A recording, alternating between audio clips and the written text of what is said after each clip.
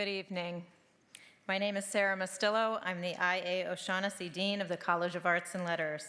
It's my pleasure to welcome you to the event tonight that will kick off this year's Notre Dame Forum, namely the Catholic Artistic Heritage, Bringing Forth Treasures, New and Old. Here to introduce our guest speaker is someone who needs no introduction on campus, Father John I. Jenkins, C.S.C., Notre Dame's 17th president. He is a celebrated philosopher and teacher, a member of the American Academy of Arts and Sciences, and Notre Dame's Department of Philosophy since 1990. He has advanced Notre Dame in countless ways during his tenure as president, to name but a few. Apropos of our location, Notre Dame recently completed the largest construction project in its history with the opening of the 770,000 square foot campus crossroads project, which includes this very building.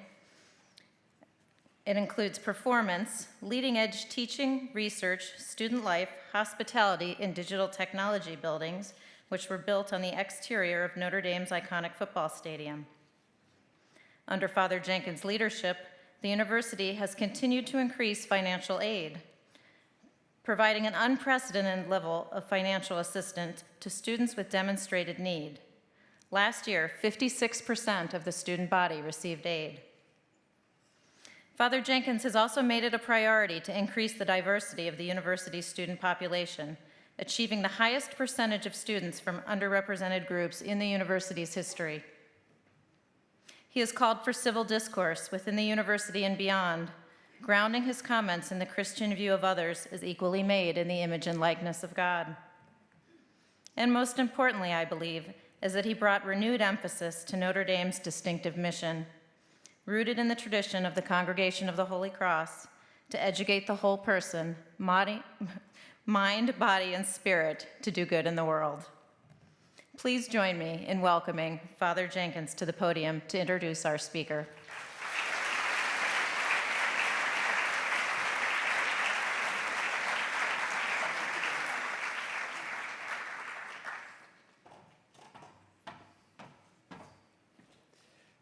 Sarah said to me before this started that we have a really important person when the introducer of the person gets such a nice introduction.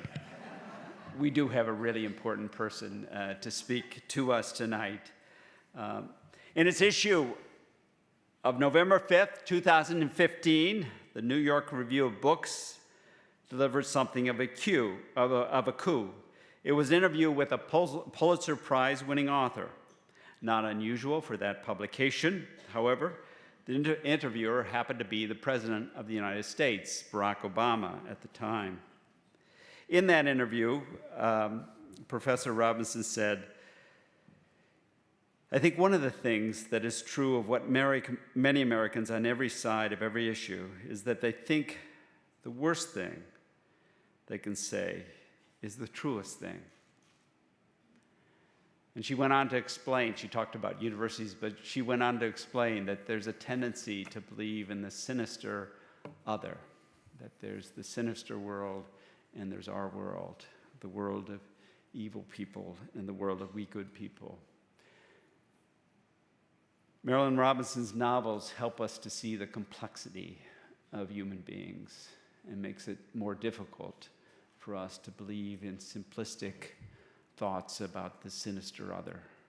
It helps us to see the dignity of each human being. They're being made in the image and likeness of God. Few things are more important for us to build the kind of community we want to build around in this university and at this nation. And that's why we're so delighted to have Marilynne Robinson speak to us this evening. We're so honored to have a great author, but someone who is such a profound thinker. I wish you could all have been there for our dinner conversation this evening that ranged from Calvin to Luther to Nietzsche to a number of other figures. Marilynne Robinson received her Bachelor of Arts magna cum laude from Pembroke College at Brown University and her Doctor of Philosophy in English from the University of Wisconsin. She returned to Brown in 2012 to receive an honorary Doctor of Letters. The following year, Notre Dame was very privileged to confer on her an honorary Doctorate of Letters as well. She received the Pulitzer Prize for Gilead in 2005 and the National Book Critics Circle Award for fiction for Gilead the year before. In 1982, she was nominated for the Pulitzer Prize for her first novel, Housekeeping, and won the PEN Award for her first novel for housekeeping. In 2009, she won the United Kingdom's Orange Prize for fiction for home, and has been twice nominated for the Man Booker International Prize. In 2012, she was awarded the National Humanities Medal for Grace and Intelligence in Writing. Her novel Lila won the National Book Critic Circle Award in 2014, and she was awarded the Library of Congress Prize for American Fiction in 2016. Dr. Robinson is a deeply spiritual writer whose nonfiction, like her novels, evinces a thorough and inspired understanding of religion and faith. She has served as a deacon for the Congregational United Church of Christ in Iowa City. Dr. Robinson is recipient of many, many more prestigious awards, but because I know you want to hear her rather than me, I will introduce her now. Dr. Marilynne Robinson.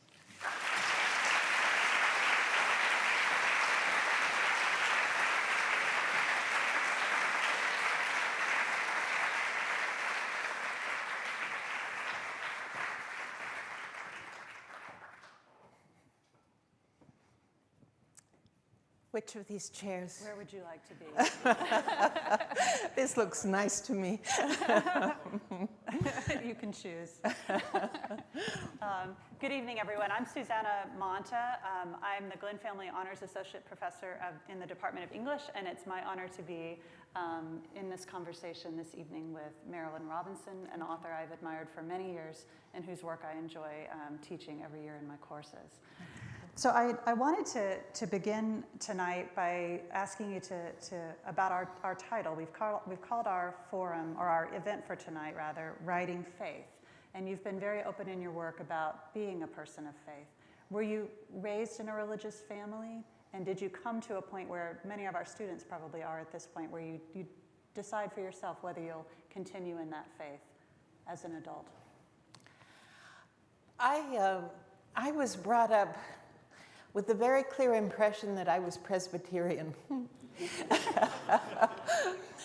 And frankly, I think that was the ethos of my family and so on, but they were not very church-oriented people. People in the far West often are not. I think that, my great-grandparents homesteaded there, and I think that when people lived on the frontier, they sort of got the habit of thinking they don't really need social institutions, you know? There was never any doubt in my mind that my family were religious, and at the same time, I was pretty much left to myself to figure out what that meant. I consider that fortunate in my case. Lots of people think I must have had a deep instruction, and I did in a certain way, but it had more to do with the implication that there is much more to the world than it can be reckoned in the ordinary descriptions that people make of it. I was always interested in theology for as long as I have known what it was. I had an older brother who he was like the goose at the vector, when they fly. And he would acquaint me. He would perhaps, in a certain sense, inoculate me about information that I was not yet old enough to absorb. And I'm deeply grateful to him. He had no idea what he was doing. But I became aware of things earlier than another child might have done, and I became involved in thinking about them and studying them earlier than another child might have done, the Bible being a very major part of this. And as you moved into your vocation as a writer, Gilead is concerned with many things, one of them vocation or calling. How did you come to do you understand your position as a writer, as a vocation, as a calling? And what advice might you give to students who are in the process of working out their own vocations? I feel very fortunate that I've been able to do what I'm inclined to do. I mean, I've had such a gratifying life from that point of view. I've always liked to write. I was encouraged in school and so on. I got to a certain point, I was a sophomore in college, and my roommate said I didn't have the nerve to, she didn't like me at all. I didn't have the nerve to take a creative writing course, so of course I signed up immediately. No? She did me a huge favor, never undervalue your enemies, right?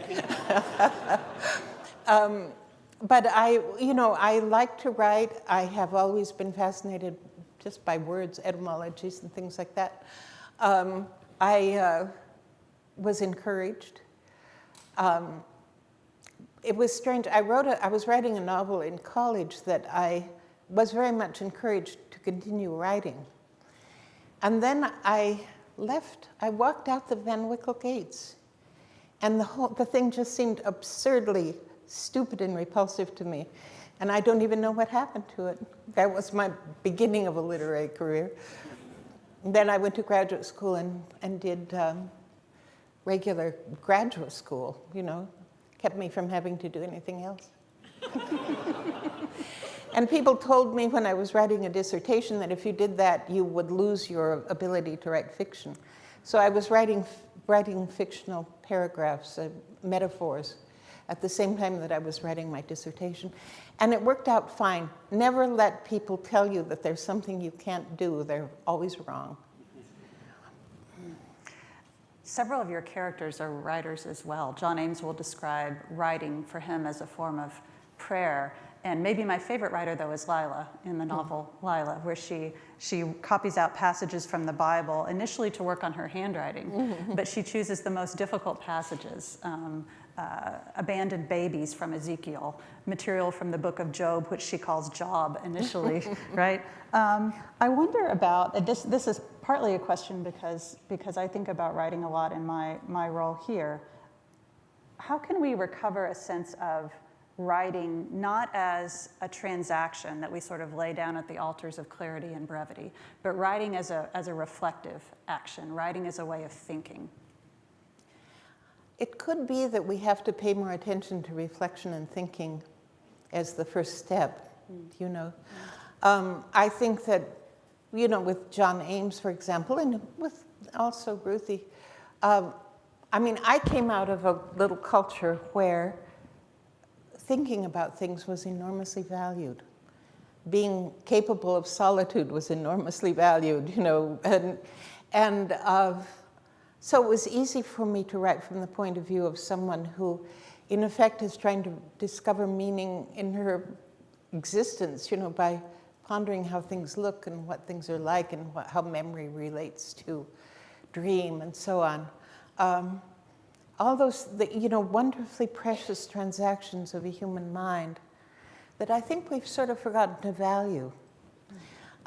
We develop theories, psychological or whatever, that they're these big crude pieces of furniture that, that people move in, and all sorts of other smaller, more interesting things, go up in the attic or somewhere. I hope they're still there. But, it's sort of like we're thought to think of ourselves generically. I'm a woman, or I'm a white person of the upper middle class, or I'm a, what I mean? We're told to generalize about ourselves that desensitizes us to the fact that we are highly distinctive emotional ecologies that do not really bear that kind of, similarity to the kind of broad tranches of society that we speak in the terms of, And I think that, you're always like getting the news. Don't you realize that you only think that because X, Y, and Z are true of you? And then you get some crude account of yourself that it has nothing to do with this sort of music that's continuously present in your own mind of memory and dream and questioning and all the rest of it. It's the oddest thing in the world. I mean, there are so many ways in which people in this country in general are probably the most privileged people that have ever lived on earth, you know. But we can't enjoy ourselves. We have been deprived of the sort of interest in individual reflection, the workings of our own minds, the strangeness of our own minds, and so on. I think it's a very odd thing. And I think it has consequences like dumbing down of various things, including religion, and, you know, devaluing the humanities and you know, non-utilitarian education in general. You've said in a recent interview, speaking of non-utilitarian models of education, in a recent interview you commented that one of your deepest religious beliefs is that we are among souls. What would higher education look like if we took that seriously? Well, I mean, for one thing, I think there would be a big infusion of mutual respect, inevitably. And then also the fact that by using words like soul, you invoke concepts like mystery, you know. The fact that each one of us, it has been articulated so often in earlier literature, we are mysterious creatures moving through a world of mysterious creatures on our way somewhere, you know, toward greater or lesser, you know, understanding of what actually matters in the world, you know. I think that there's an aesthetic quality in sharp consciousness because, you know, we have to realize that to say that someone is a soul, to say that something is mysterious, by itself has to make us alert to the fact that people express themselves unconsciously in many cases, but beautifully. And other people are to be enjoyed in that sense, you know? And the refusal to see, to individuate, I think it's a tremendous aesthetic drain on the experience of the whole civilization. Your fiction tends to focus very intensely on a particular consciousness, a particular personality. Is there something that fiction in particular can do to restore the place of mind, so to speak? Yes, it can do just that. And and possibly empathy as well. You've written a lot in your nonfiction essays about individualism securing rather than frustrating a kind of care for the other. Mm-hmm. Could you speak a little bit about this? Well, you know, I mean, I think that one thing that does happen when you strike a certain kind of chord among people, and of course it's, you know, there are a million voices and they all strike different chords, but like when I'm signing books or something like that and people go past one by one, there are always at least one person who will say very solemnly, "I have a Jack." Now I know how to love my Jack, you know, which is an enormously, I mean, not every reader loves him, but people who know him love him. And it's, you can break down models of value that people have, you know, taken on that make it so that their own emotional life, in a certain sense, is stunted by the fact that there are, you know, things they should approve of, things they should disapprove of, and so on. I'm talking specifically about the fact that he lies, cheats, and steals. There is that. So I want to follow up with that, with your most recent collection of essays, What Are We Here For? Mm-hmm. Which suggests that a true Christian humanism would embrace a radical human equality and dignity, and that valuing the individual creates an exacting personal obligation to seek the good of others. There are a set of arguments out there of which I'm sure you're aware, that many of modernity's problems stem from an aggressive individualism, right? That one that would separate us from each other as the body of Christ, from each other as the body politic. It seems to me that your work you want to see something to the contrary, that a rightly oriented individualism would promote connections to and cares for each other. What might the standards and the grounding for that sort of individualism be? Well, you know, I mean, we talk a lot and we use words until we seem to feel that we definitely have a handle on them and so on. But, you know, individualism in a negative sense is basically a European idea. You know, in French, it means something like selfishness, you know. In at least classic American writing, individualism means that you take account of yourself, that you are responsive to your conscience, that you feel as if you are, as an individual, responsible for dealing with what, speaking Calvinistically, God presents to you as a thing to be responded to, you know? I mean, the idea of conscience is absolutely central to it. That, you know, a lot of the earlier American writers like Jonathan Edwards and so on, the conscience is this incredibly vital, you know, presence that, you know, that dignifies at the same time that it appraises everything, you know. And this happens individually among people, this feeling of conscience. At the same time that what conscience is requiring is sensitivity. What conscience is requiring is that you do the right thing in any given situation, where you imagine that you understand that the person you're dealing with is as precious to God as you are, you know? So, I mean, a sort of, you know, the attempt to achieve a moral self-sufficiency that makes it so that, you know, if somebody's hungry, you feed them, and you know what I mean? And that it doesn't, that there's simply the immediate obligation to do that rests on you as a person under the eye of God, you know?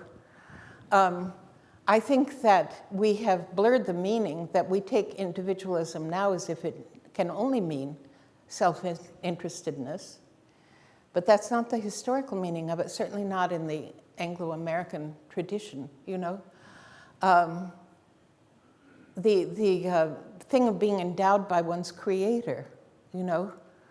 You know, the idea that God is attentive to each person individually and protective of them, and the implication that he protects the interests that he has implanted in them, you know.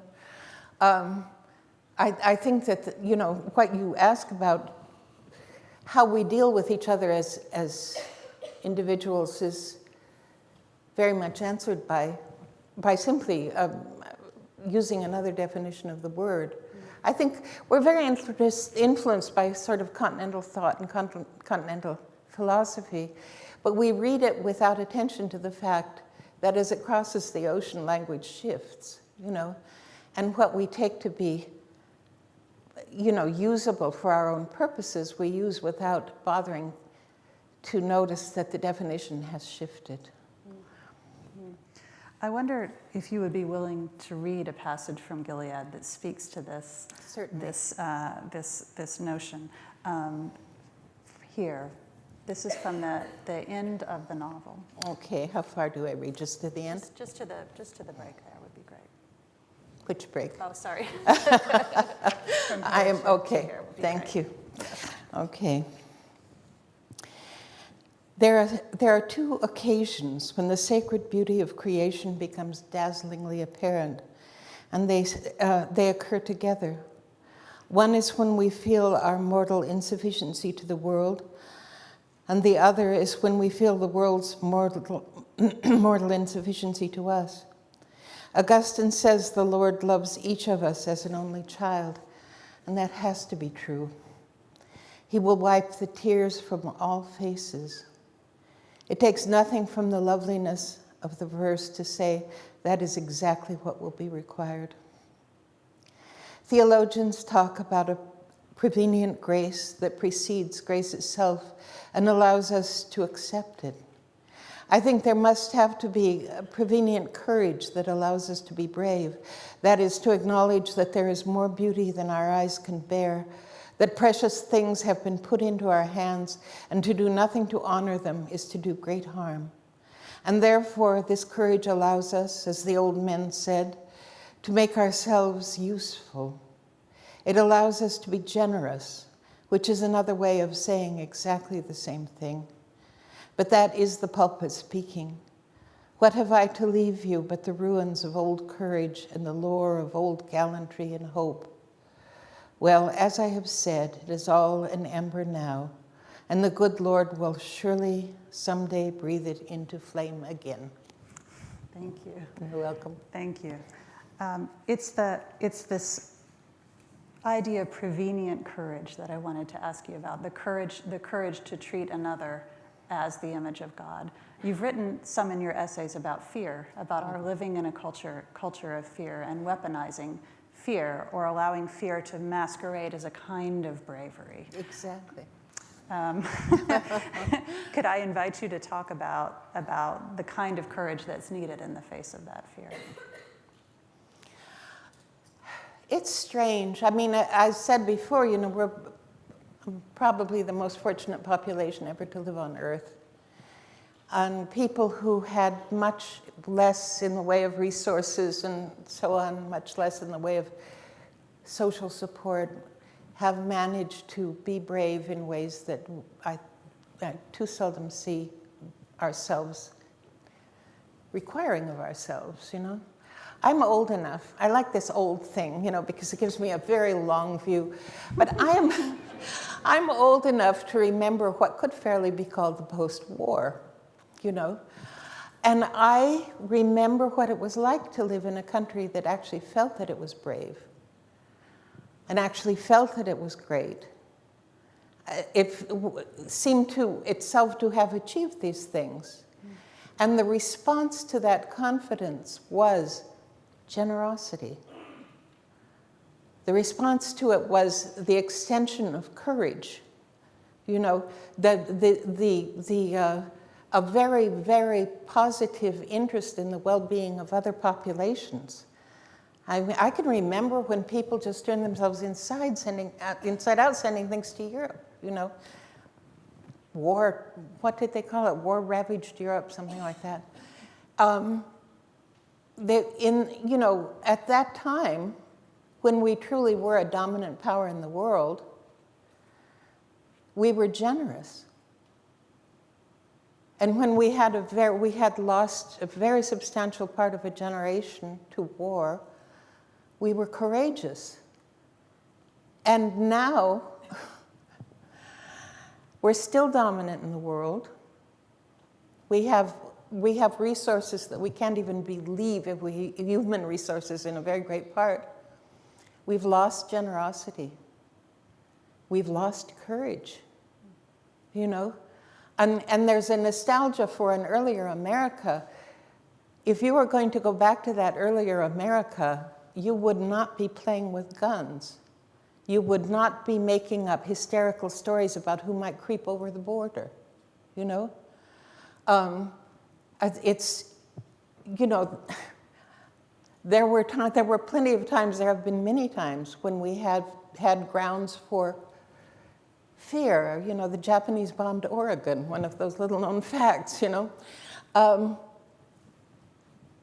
And then, well, of course, and now I'm getting into the complexities of history. Help. No, but what I'm saying is that the nostalgia is for a time when courage was general and when the consequence of courage was generosity and openness. And now people are nostalgic for that, and their way of responding to that is by being fearful, absolutely the opposite of what would help them to arrive at the state of mind that they miss, you know? Is there a sense in which our culture has become fearful around questions of religious belief as well? Fearful of religious belief, or using religious belief to bolster fear? Well, you know, I think it's a contagion. I think it's governing life across all sorts of categories, you know. I mean, war on Christmas? A war on Christmas? I mean, if you were to take the most cynical view of that, the American economy would collapse without Christmas. I mean, it's just, and you know, one of the things, I know I've talked about this before, but it bothers me. I write about religion because I'm religious and I'm writing out of what is important, what I think about, what is, you know, I'm not trying to proselytize or anything. I'm writing about reality as I experience it by the means that I use to understand it. People say to me, "Aren't you afraid?" I can't believe this. I mean, a Pulitzer Prize is a kind of sign of cultural approval, right? It's just amazing to me. And I think, you know, I mean, I come across this fairly often in religious settings. Aren't you afraid? How many people who could write about their religious faith, who would want to, who would create beautiful religious art out of the fact of their faith, are stymied and silenced because they're afraid that somebody might say, "I don't really believe any of that." You know, what a horror, what a terror. This would send me into my cave. You know, what? You write a book and you expect a certain amount of resistance, although it must be said, I think mine have experienced less than the average novel. In fact, who has been reviewed more generously than I have been? Nobody, you know? I mean, we don't know what they, I won't go on. But, you know, I mean, it's true as a matter of fact that reviewers of any kind seem to go out of their way to be gentle with my books, you know? And I mean, how lovely. I feel very, you know, I feel like I've been kind of carried through the world on a satin cushion. Fine. All I'm telling you is there are a lot of satin cushions, you know? I mean, there is no reason in my experience to keep people from being absolutely candid about what they believe. They don't have to proselytize, they don't have to be polemical, they don't have to diminish the value of any other system of belief. But it's the oldest, you know, this is about Christian art, you know. The Christian art is the center of Western civilization. Do we have a right to stop doing it? You know? But when people say, "Aren't you afraid?" I know a little bit enough about world history to know that at certain points you could be burned at the stake for articulating your religious position, you know? Then I might have been afraid, you know? But now, what are you afraid of? Some peer group of yours might say, "Boo." I mean, it's ridiculous. I feel very strongly on the subject. Might it be in part that your work and your essays as well avoid large arguments about the existence of God, ontological arguments, proofs, etc., and ground instead their understanding of religion in experience, in individual experience, and the value of that individual perception? Yeah. That could be true, but I agree with John Ames, as so often is the case, but I don't believe in proofs. I think that is a certain kind of condescension toward God, you know? I don't expect to, you know, find the breadcrumbs, you know? I'm perfectly happy to begin with the fact that I feel that it's true. I mean, I feel that a theological description of reality does indeed describe reality. Could I ask you to read one more passage? Sure. This will be, again, John Ames, just here. Here. Thank you. I'm making a distinction between two things. Mm-hmm. There are two insidious notions from the point of view of Christianity in the modern world. No doubt there are more than two, but the others will have to wait. One is that religion and religious experience are illusions of some kind, Feuerbach, Freud, etc. And the other is that religion itself is real, but your belief that you participate in it is an illusion. I think the second of these is more insidious because it is religious experience above all that authenticates religion for the purposes of the individual believer. But people of any degree of religious sensitivity are always vulnerable to the accusation that their consciousness or their understanding does not attain to the highest standards of the faith, because that is always true of everyone. St. Paul is eloquent on this subject.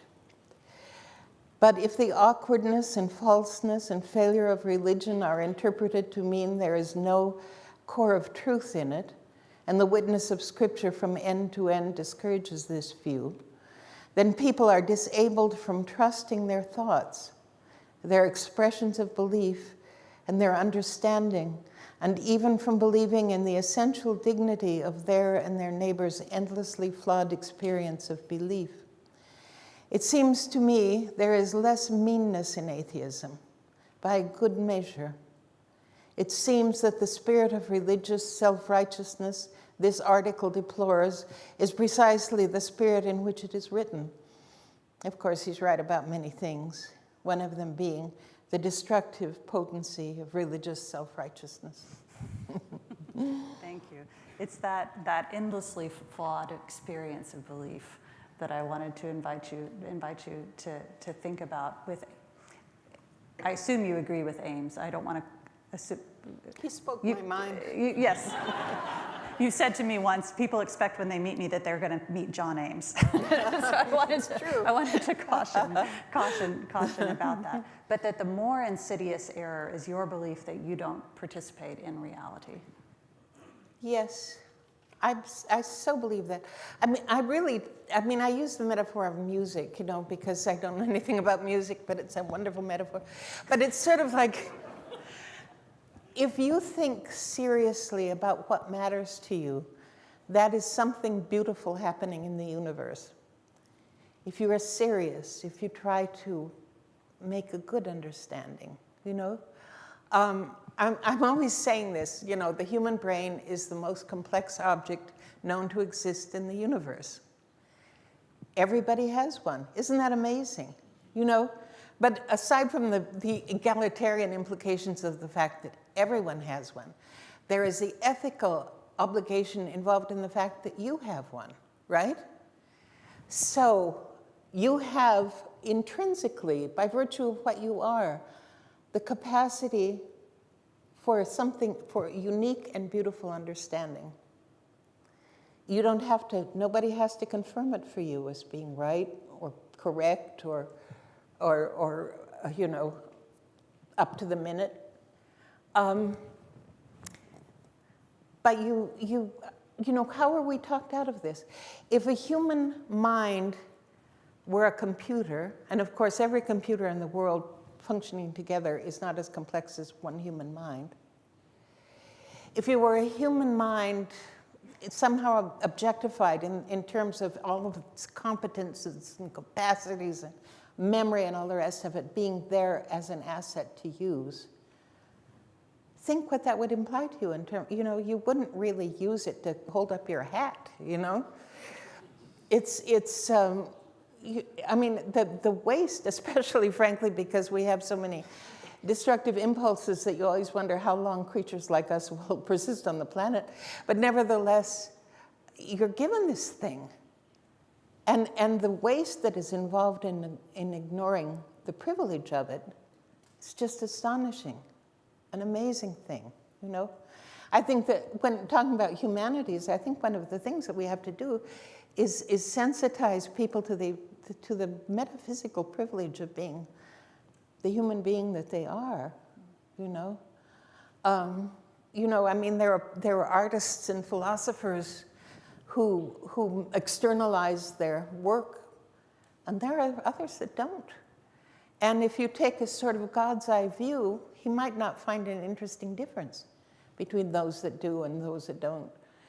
But the capacity that you have as a mind is, first of all, the interest and pleasure that you can take from the fact of having a human mind, Thank you. At this point, I would like to invite 4 gloriously individual human minds to come and join us on stage. These are our 4 Notre Dame students. I'll introduce each of them briefly, and they'll each have a chance to pose questions as well. So to my far right is Sarah Coogan. Sarah is a doctoral candidate in English literature and a Dolores Zorab Liebman Fellow. Her research focuses on nostalgia and national identity in British and Irish modernist poetry. Her work has been published in the New Hibernia Review, Religion and Literature, and the edited volume David Jones, A Christian Modernist, with a question mark at the end. She currently serves as managing editor for Religion and Literature. Matthew Guggenbiller is a sophomore biochemistry ACMS double major with a minor in the Glynn Family Honors Program. He's also, I have to say, a strong writer. He's originally from Columbus, Ohio, now lives in Siegfried. He participates in research in Columbus and has already published work in a scientific journal concerning his work in cancer genetics. He was in my course last year and wrote his final paper in part on Gilead. Gillian Snyder is a doctoral candidate in the Department of English studying Shakespeare's England, and specifically how English Protestants connect spiritual experience with bodily response. This interest, she says, emerged from reading Calvin's Institutes for Fun during her PhD. My kind of girl. In addition to her research on the Protestant Reformation, she's also working on articles highlighting Shakespeare's role within contemporary American religious culture, and she's also involved with our journal, Religion and Literature, as a book review editor. Then we have Rachel Hughes. Rachel is a sophomore double majoring in PLS and environmental science. She also works at the Office of Sustainability and in a biology lab where she studies Alaska's freshwater ecosystems in her copious free time. She's involved in campus ministry and Irish dance and I don't know what else. She first read Gilead as a high school senior, is that right? And then again in my course, and now inspired to read Lila and the entire trilogy. So I'd like you to welcome these students to the panel, please.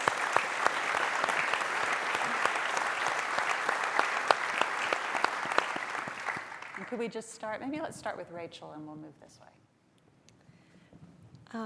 So Dr. Robinson, when we were reading Gilead in class, we talked a lot about typological similarities between the characters in Gilead and the characters in the narrative of the prodigal son. And we talked significantly about John Ames as a possible type for the elder brother in the narrative. And then when I was reading Lila, I thought that John Ames perhaps has more in common with the father because he continually, he never wavers in his love for Lila, no matter how many times she leaves and comes back. And so the first part of my question is, did the character of John Ames change for you as you were writing Gilead, Lila, and Home? Or did you feel like you were just revealing different sides, different perspectives on the same man, or did you feel like he changed? And the second part of my question is, when you're writing, do you have a couple of themes in mind that you're writing about and then develop characters based on those themes that embody those themes?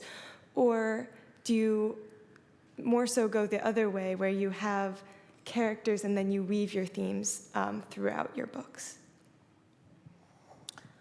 Well, I don't know how unusual my approach to writing is, or how unusual my engagement with the imagination in that way is, but I usually start writing because I have a very strong sense that I know a character. And what that means more specifically is I know his or her voice. That all of my stories are voice-driven in, a very high degree. I don't have a conscious feeling of making decisions. The first thought that I had of Gilead, which came quite a surprise to me because I hadn't been writing fiction and didn't even intend to. But I had this sort of vision in my mind of an older man sitting at a desk writing a letter that was to be read by a child that's playing on the floor beside his chair. And so immediately the question comes up, how do you live a good life? what advice would a man in those circumstances wish to leave to his son?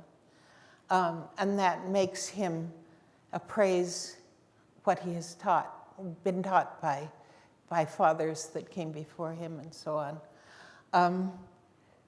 And that, in a way, it's you feel as though you're being exploratory, and at the same time you sort of recognize the fact that you have a lot of sympathy. You know what I mean? That you're, to a certain extent, writing from your own assumptions. Can't be helped. In any case, I did think about, I mean, it's inevitable that I would think of the prodigal son. One of the ways that I thought about the prodigal son, of course, this is unfair to a preacher of parables, but, you know, what happens after this guy gets home? You know? I mean, one of the things that's fascinating about it as a parable is that he does not ask his father's pardon. He has it before he asks, you know. His father's running to him when he sees him coming and so on. But there is the prodigal, and you think, well, who was he, and how did he live in that household after the fact of returning, and so on? What did it feel like to be the returning prodigal? And so, you know, I mean, that influences the way that I developed the character of Jack, I'm sure. Did I answer everything, or did I not? Yes, you did. Thank you. Thank you, Dr. Robinson. I'm going to ask about Calvin, if you can't guess already. So you write abundantly both about Calvin and Calvinists who influenced the intellectual and political landscape of American democracy. You also frequently comment that Calvinism as a governing influence died in America in the early part of the 20th century. I wonder if you could speak more to what Calvin's vision of the world might offer America today, and what elements of his thoughts might be worth recovering. In other words, does Calvin have an afterlife in contemporary American discourse? Well, you know, I think he does have, because I think he's still very palpably present in a lot of American poetry and so on, you know. I think that in a way he got himself embedded in the culture so deeply in the first influential writers like Melville and Hawthorne and Dickinson and so on, that there's an inflection of his thought in a great deal that has come since then. The thing that I really admire about Calvin, I mean, there's a passage in the Institutes that's, I think, is quintessentially Christian, but I have not seen it in any other writer. And that is, he says that anyone who confronts you, anyone that you deal with at all, is God, in effect. It's not, you know, that it is the image of God, and that this means that God himself is attentive to how you react to the fact that this image is presented to you. God has an intention for every human encounter that you have. And he said, you know, I mean, Calvin, you know, people shot arquebuses at him and so on. He had the idea of having an enemy was not alien to him. And, but he says, you know, if he's your enemy, if he wants to kill you, the question is, what does God want from this encounter? Because God is invested in this person who he has honored, as Calvin would say, with his image.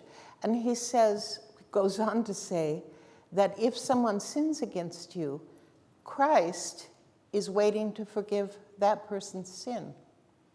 I think we spend entirely too little time brooding over the fact that Jesus didn't die for our sins exclusively, but also for those who would rob, cheat, and steal, you know? There is, I mean, this is a standard of behavior that is utterly exalted, utterly difficult. But at the same time, I think that it is the most useful standard of behavior I have ever heard of, because you know it has to be true that God is equally invested in your enemy, that God is equally invested in the person that you might not see value in, you know? And I think that, you know, to the extent that that would be influential as an ethic or as an aesthetic, it would be profoundly salubrious.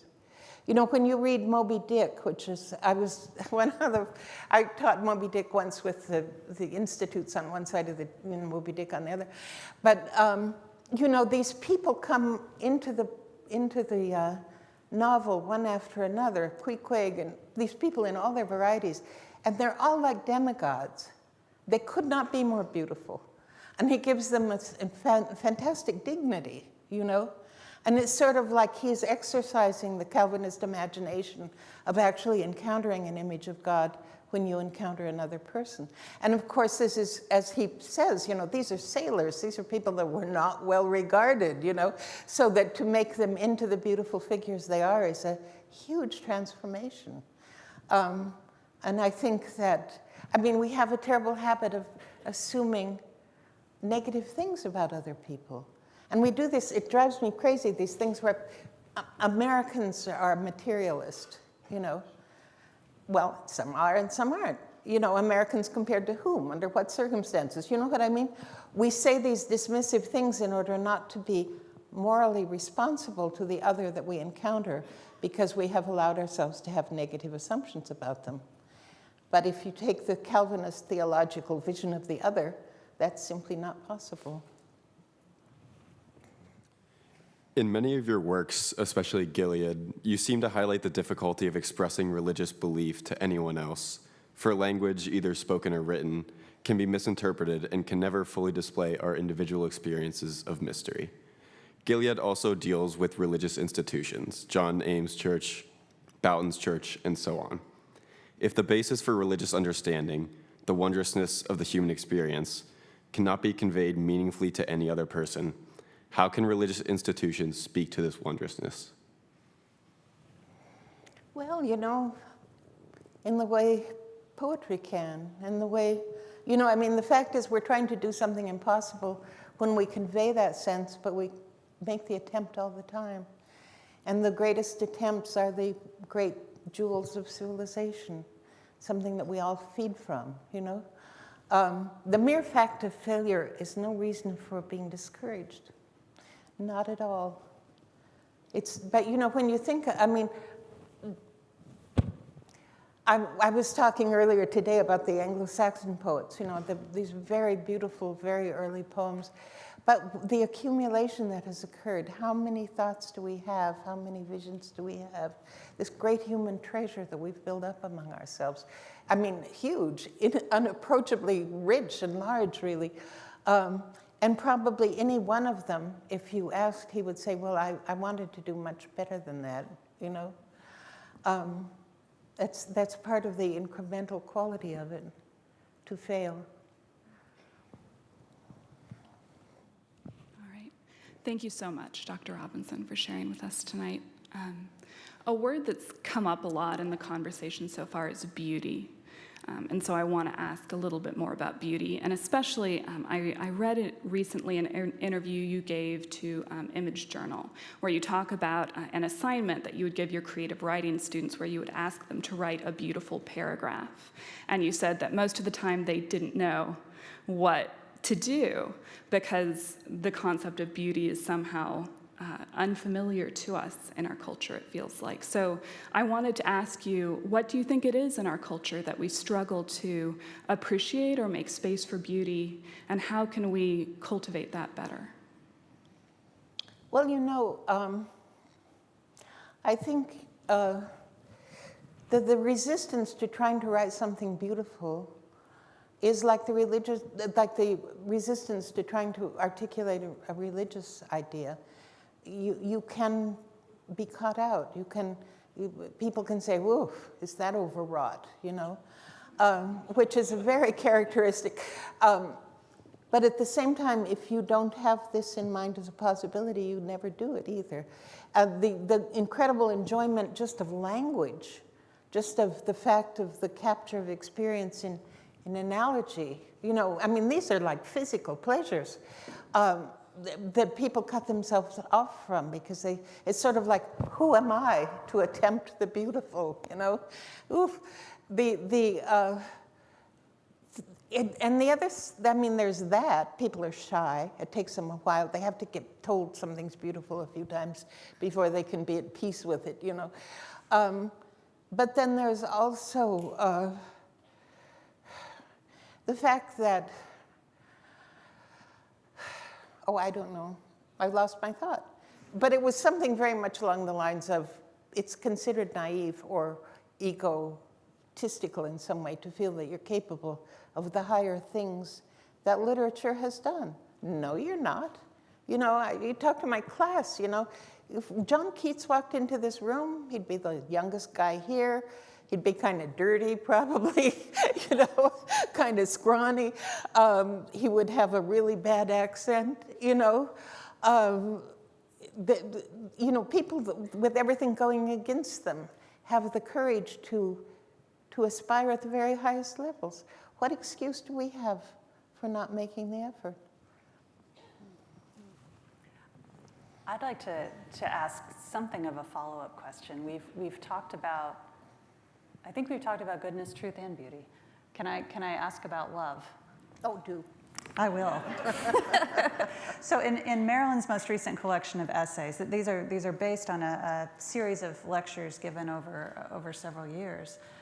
One subset of those essays has to do with the theological virtues, exploring each of the theological virtues. Love may be the most difficult, but also the most important to put into practice. And the essay begins by thinking about the response that Jesus gives in the Synoptic Gospels in slightly different scenarios, but to the question, how do you sum up the commandments? What's the highest of the commandments? And his response, very famous, is to quote the Hebrew Scriptures to say, love the Lord your God with all your heart, soul, strength, and mind, and to love your neighbor as yourself. So I was reading this essay the other day along with the 14th century Yorkshire hermit Richard Rolla, you know, as you do. And Rolla's very interested in this as well. He writes that you may love Jesus Christ truly, understand that his love is proved in 3 areas of your life: in your thinking, in your talking, and in your manner of working. And so I wanted to ask for academics, for writers, for artists, for whom reading, writing, making art, those are our ways of working. Is there a way to read lovingly, to interpret charitably, to create artwork with love? I think it's, you know, I think it's highly available to people, in fact, you know. It's an odd thing. I had a conversation a little while ago with a man who's a specialist, Piers Plowman. And he's devoted to Piers Plowman, you know. I love Piers Plowman, a beautiful, wonderful work. But, you know, it's very hard to get a conversation like that from the specifics of the 14th century into the fact that this strange man made something wonderful. You know what I mean? It's sort of like I mean, he and I both had the difficulty, you know, but the tendency to make a sort of confetti out of a text, you know, by saying, was there 1 William Langland or 2, or maybe there were 4, you know. That's, you know what I mean? Things go spiraling away from the central question of what do we have here, you know? And I think that it's almost, it's a way of loving something without confessing that you love it, you know? I think that's what a lot of criticism, especially now, has become. One of the things that, we're talking about the beautiful, you know, I taught literature seminars as well as writing workshops. And I taught great stuff, you know, I mean, why waste the time, you know? But then, you know, you read a page out of William Faulkner and you say, that's beautiful. That is beautiful.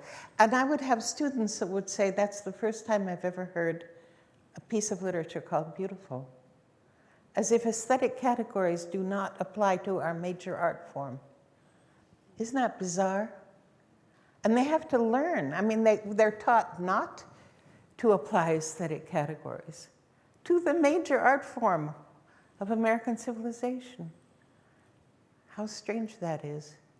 And you know, like, just like in Calvin, Edwards, these saints of mine, the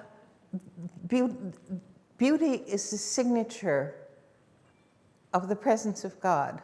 If you see, you know, a certain slant of light, that's a signature of the presence of God.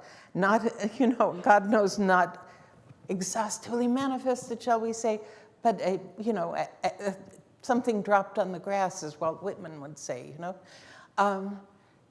If you can't read Whitman and Emerson and Melville without knowing that the beautiful in their language is rising music. It's attend here, you know.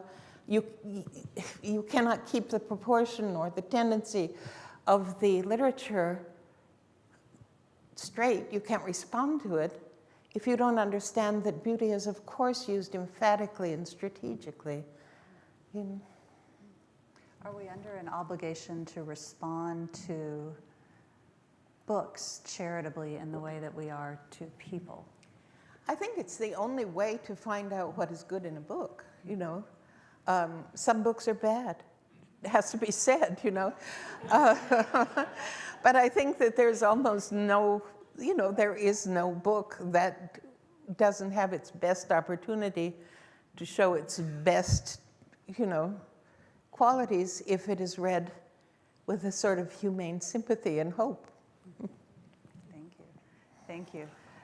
At this point, what I'd like to do is to invite anyone from the audience who would like to participate and to ask questions. We have 2 floor microphones, one just here, one to my left. If you would like to come forward. Yes. Dr. Robinson, first I want to just thank you for tonight. It's been phenomenal. I have a question about Gilead and the vision of manhood that you kind of established in that world. Currently, I read this 2 summers ago. I was 19, and I was coming to terms with the fact that to be man in today's society is to be terrible, to harass, to those things, and it's not unwarranted. And when I read Gilead, it provided a counter-narrative, almost like a prophetic imagination against that. I was wondering if you could talk about what manhood looks like in Gilead and how that could change the way we view it and practice it today. It's strange. We've gotten ourselves so sensitized to all kinds of things that are basically, you know, beyond anybody's power to articulate well. Or I think that there are certain qualities in men that have been, for some reason, disallowed as admirable. I mean, fatherhood is different from motherhood, you know, and it's very beautiful. And it's a resource that people either treasure having had or regret that they did not have. I think that if a man thinks of himself in a fatherly way, there's an aesthetics of gentleness and you know, protectiveness and so on that come into play, that are the dignifying aesthetic of that role, you know. The fact that there's not a, you know, that these things are not opposed, motherhood and fatherhood, does not mean that they don't manifest with different emphasis in different cases, you know. I miss men, frankly. I mean, this is another aspect of my old age. You know, I had one of those big stoical fathers, you know, that somehow are the rated emotional intensity, although he never said anything, you know. And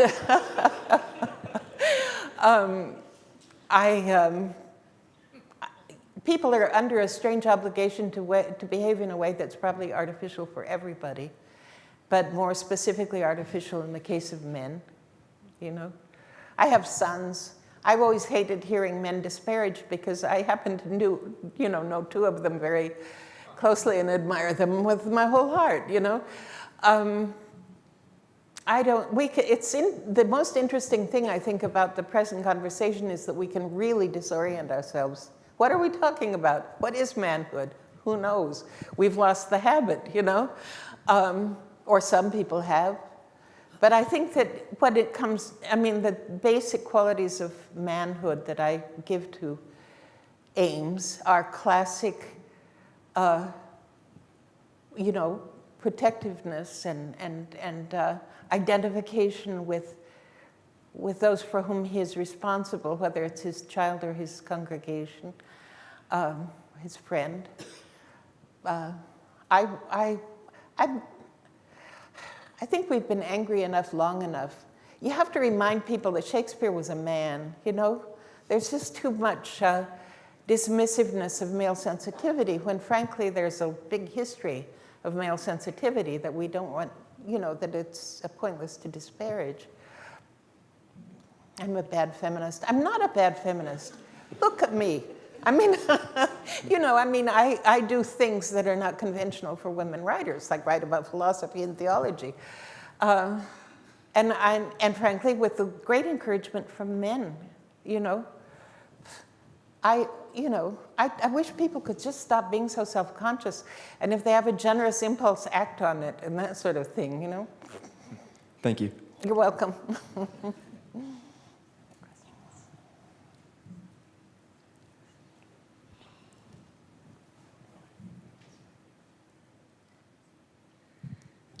Good evening, and thank you for being here with us. I'd like to start by saying that for me, you are my priest and my therapist, two in one. You said that you discover your characters as you write about them, as if they are people that you know. Is there anything that you learned from your characters? Did they guide your behavior or your thoughts in ways that are new to you? They do definitely influence the way I think. Because I'm always, they're not me. They have problems that I set them up with, in effect, And then I think, well, what should happen now and what should happen now? And it's not me, But I have to think about the problem as if it were one that I was actually myself dealing with. When I was writing Gilead, oddly enough, I had a phrase in my mind from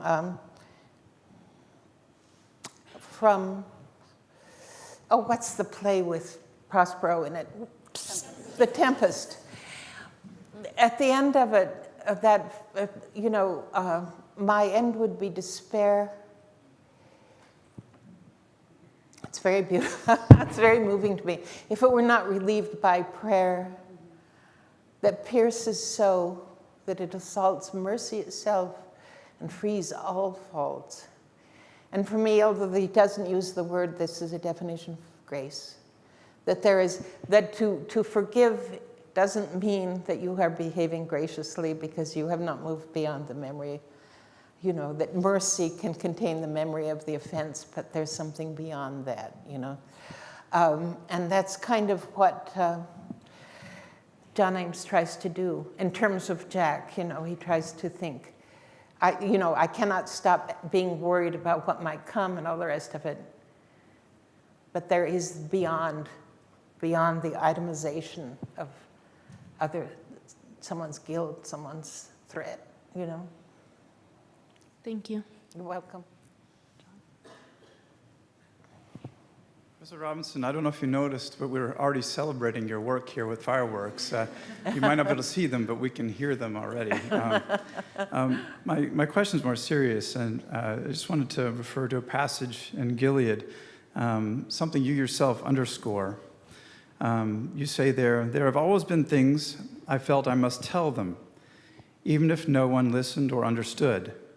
And one of them is that many of the attacks on belief that have had such prestige for the last century or two are in fact meaningless. I must tell you this because everything else I've told you and them loses almost all its meaning and its right to attention if this is not established. Would you mind elaborating on that just a little bit? Well, if I understand the question, one of the things that I have written about ad length and probably will forever is the idea that science is the religion's great antagonist. And that idea is based on a very primitive, very poorly informed idea of what science is. I'm always recommending to people Scientific American, because they're always giving you a new cosmology, and you understand the hypothetical quality of all this. At the same time, the utter brilliance, the utter beauty of the reality that is being probed, approached. Science does not close down any meaningful possibility in terms of understanding human nature or, human origins or anything else. Have you read about these new elephants? There are elephants now that don't have tusks. And it's some kind of like survival strategy because they were being plagued by ivory hunters. How in the world would an elephant do that? How do you explain that in terms of, do they have to think about it all day? But, it's an incredibly direct and practical solution to a problem of survival that does not align at all with the ways in which we have described the development of animals, It's one of those things where you have to say, we have made some big mistakes we really don't understand. But this is true of almost everything. If you look, you go into the chemistry of a cell, and you parse it to the extent that you can, and then you go into the chemistry of some subset of the cell, and you find out that it is a great complexity that needs further parsing. And, the idea that there is an original simplicity, that we all came out of one cell and all this kind of thing, it's a convenient way of thinking, but if you look at actual physical models of the world, there is no such thing as simplicity, And simply metaphors like that are, it's sort of like, well, yes, you start out with one cell, and then pretty soon you have a lizard, and then you have an orangutan. At this state of knowledge, there is no grounds for that model of reality.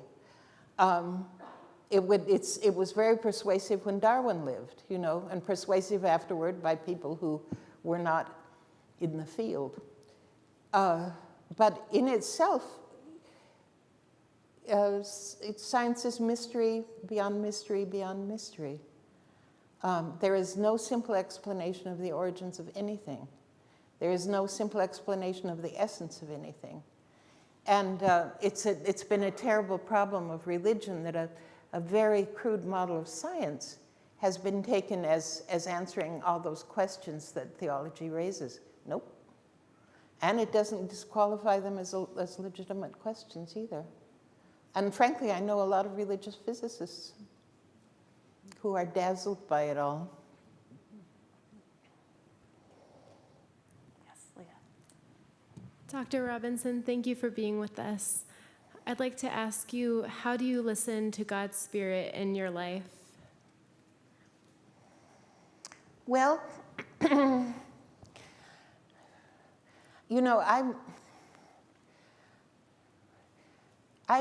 that's another reason that I like my Calvinist model that I was sketching out. Because if you take it moment by moment in a way, if you really think, what does God want from this moment? Then you can rally what resources you have toward making an answer that would be pleasing to God. Assuming, of course, allowance for individuality. Maybe we're very inventive. Maybe God is pleased to see how ingenious we can be. But I would be afraid, frankly, to assume that I consistently heard a voice of God. I feel much more as if I discern through what I take to be God's questions.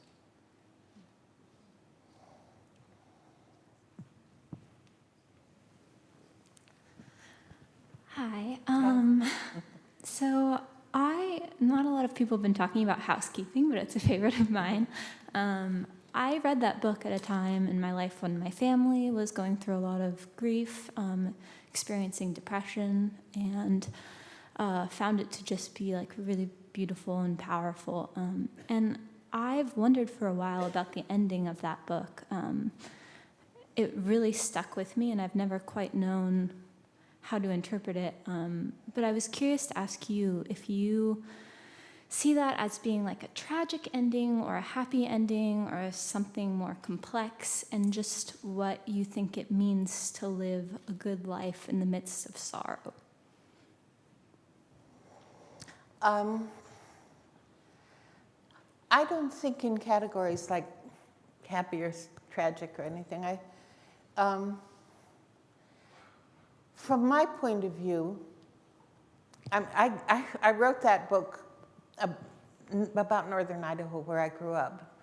And I was living in France when I wrote a lot of it in a darkened room, but it was very exploratory in that sense. I was trying to sort of, I think, evoke the spirit of the place. I was aware that people that had not lived there or didn't know anything about it did not understand how profoundly those wildernesses are inhabited by human emotional desire, so on. And I thought that I didn't want, I'm writing in Ruthie's mind, I didn't want to make it realist in the sense that I would have to make some sort of determinate ending for it, you know? So I balanced it on a knife edge, I suppose. We'll take one more, yes. Professor Robinson, thank you so much for coming. I have an image from one of your novels and a quote from one of your essays, and I'm wondering if they could speak to each other. So the image is Lila washing off her baptism and feeling a certain amount of shame and confusion. And then from your essay, Imagination and Community, you write, "Those of us who accept an historical tradition find ourselves feeling burdened by its errors and excesses, especially when we are pressed to make some account of them."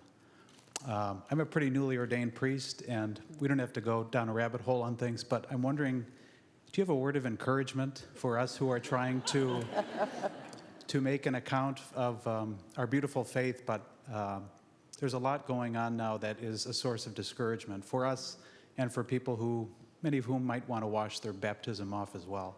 Mm-hmm. How do we give imagination and hope to our world, to our faith?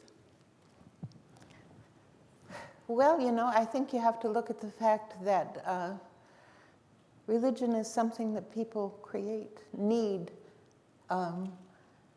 It is the central possession of virtually any civilization, or a subset of a civilization. And you know, the people who want to make it living and real, to honor the fact that it's an impulse that is very, very widespread in human beings, fail a lot, you know.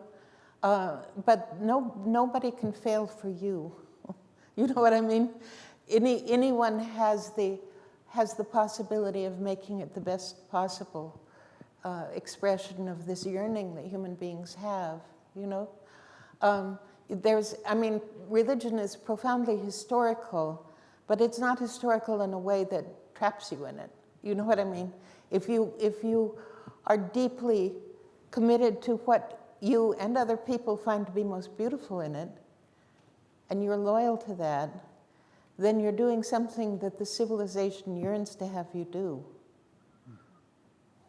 Thank you. Thank you. Thank you. I'd like to take a moment and thank our 4 students who offered questions, and those from the audience who questioned as well.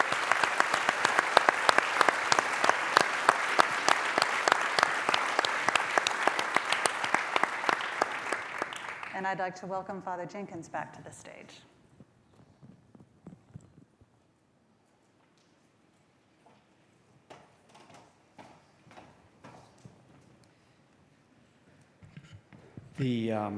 The subtitle of our forum this year is from the Gospel of Matthew.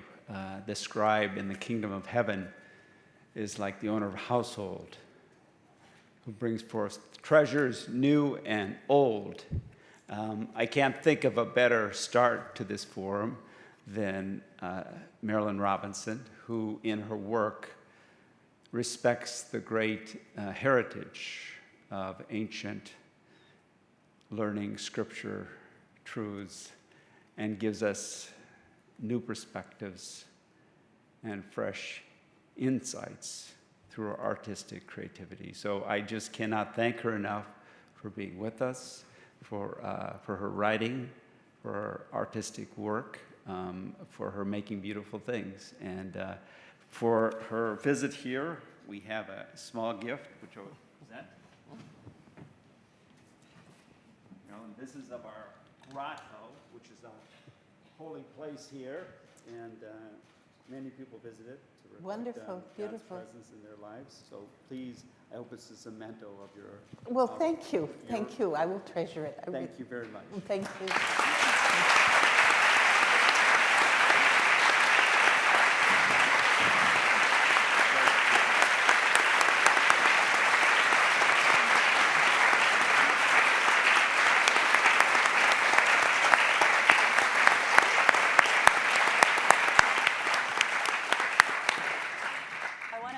To thank you all for coming. I've enjoyed this conversation very much. To me, one of the most valuable aspects of your writing is its speed, its slowness, I should say. Its invitation to slow down. I always warn students before they begin to read Gilead, let it teach you the pace at which it needs to be read. And I've appreciated the opportunity to take it felt like a luxurious amount of time to speak with you and to let some of these wonderful insights unfold. So thank you very much.